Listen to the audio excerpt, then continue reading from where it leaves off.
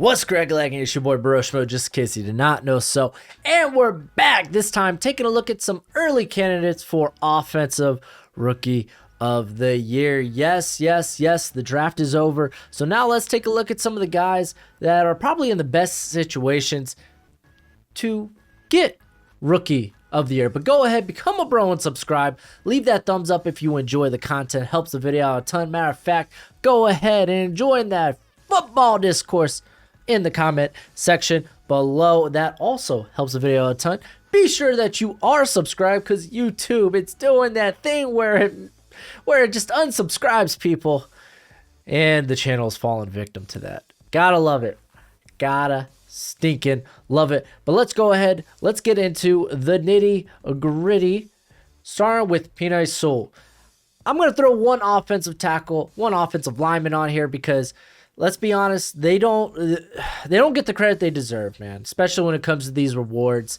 And if I was going to pick one guy out of this group, it would be SEWELL, man, without a shadow of a doubt. He is going to be an instant starter, probably at the right tackle position there in Detroit.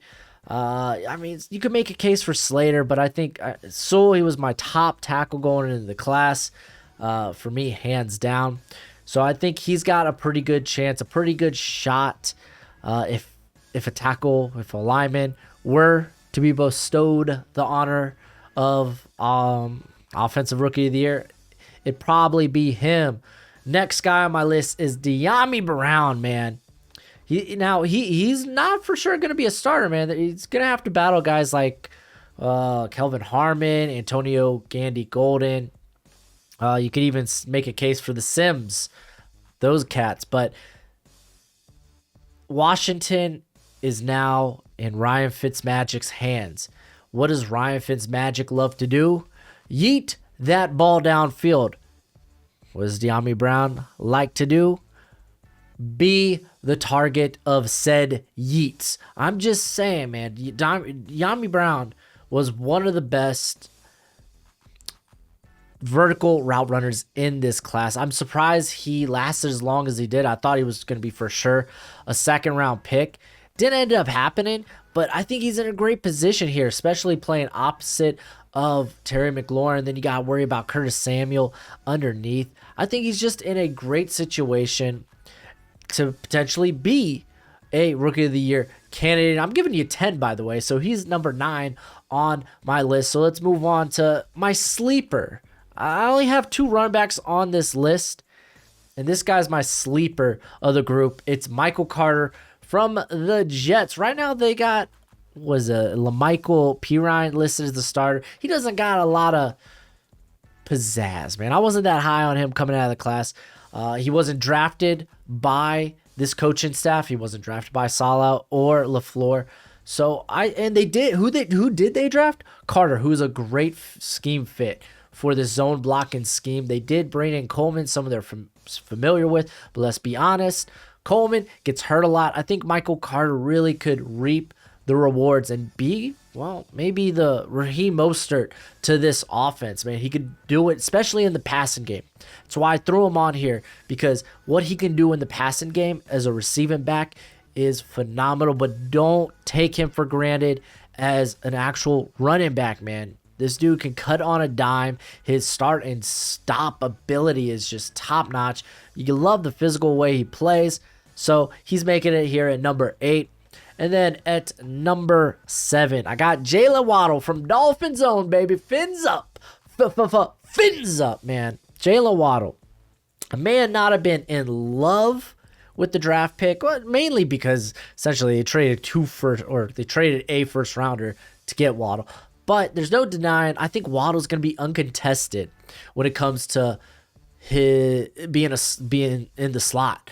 Like, no one really can operate there in the slot like Waddle can. Waddle, he does have a bit of history with Tua. And, I mean, Waddle, you could do a lot of fun things with him. You could have, like, a lot of, like, I could see already some, like, jet sweeps and such. But, in college football between 2018 and 2019, there was no slot receiver outside of CeeDee Lamb that had a better passer rating when targeted in the slot and yards when in the slot. I'm just saying, there's some stars aligning here. I think that, and they spent the 6th overall draft pick on him. They're going to utilize him. So, and Waddle's just a weapon, dude. He's just a monster with the ball in his hands, what he can do vertically and what he can do after the catch. So, I'm a big fan of Waddle. And then at 6, I got Justin Fields. Let's be honest, quarterbacks, they're kind of primed to win awards like this. There's going to be other quarterbacks on the list. I'm going to warn you now. But Justin Fields might not be the starter from day one. How long do you think they will keep Andy Dalton in there as the starter? I don't see the Red Rifles' career being too long in Chicago. So I could see them interjecting Fields immediately, kind of seeing what they got with him. Maybe after a few games. If they take a few losses in a row, we could see him. And he's actually behind a pretty solid offense outside of the tackle position. Yeah, they got Jenkins, but getting rid of Leno and Massey, I thought was a bit, especially Leno, I thought was like, oh, why? I don't get that. But he does have some weapons there. They brought Cole Kmet in. Keep in mind, dude's a former 2nd round pick, but mainly he's got A-Rob. He's got Darnell Mooney. He does have some weapons. He could, if we're projecting here, I'm going to go ahead and project that he might do well this year, especially with the Russian upside. Gotta love it. And then we're going to Atlanta for Kyle Pitts at 5. Kyle Pitts is just a monster. He could have those. Remember when Austin Hooper was a thing in Atlanta? And they tried to rekindle that with Hayden Hurst? Well, Kyle Pitts is better than both of them combined. Kyle Pitts is a monster. You don't have to just line him up in line. You could throw him in the slot. You could throw him on the outside. You could do a lot of creative things with him. And then with Matt Ryan back there at quarterback, it's hard to make a case. Why not? Again, I ask you, why not? And then at 4, I have Najee Harris, the final running back on here. Listen, they drafted him in the 1st round. They better freaking utilize him. And they are gonna. I may not love the offensive line, mainly the tackle position. It might not be a finished project. Like, honestly, if you're going to get good production out of your running backs, you need to address the offensive line. They did little to that. They brought in Kendrick Green, but again, I still worry about the tackle spots on that team.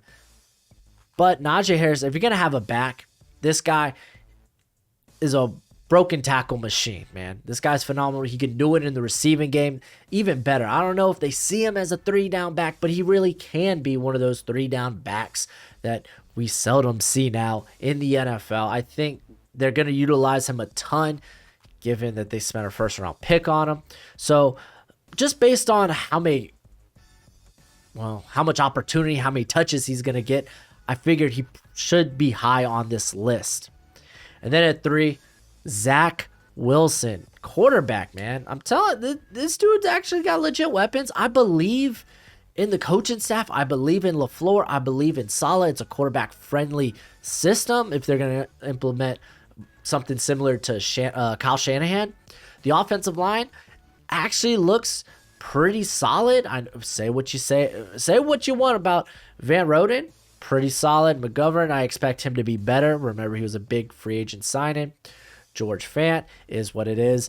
Elijah Vera Tucker, Mekhi Becton, that left side's looking pretty darn good. He has Elijah Moore. He has Jamison Crowder, Mr. Reliable. On the outside, Denzel Mims, who, ironically, when Joe Flacco was under center, looked pretty darn good in his rookie season.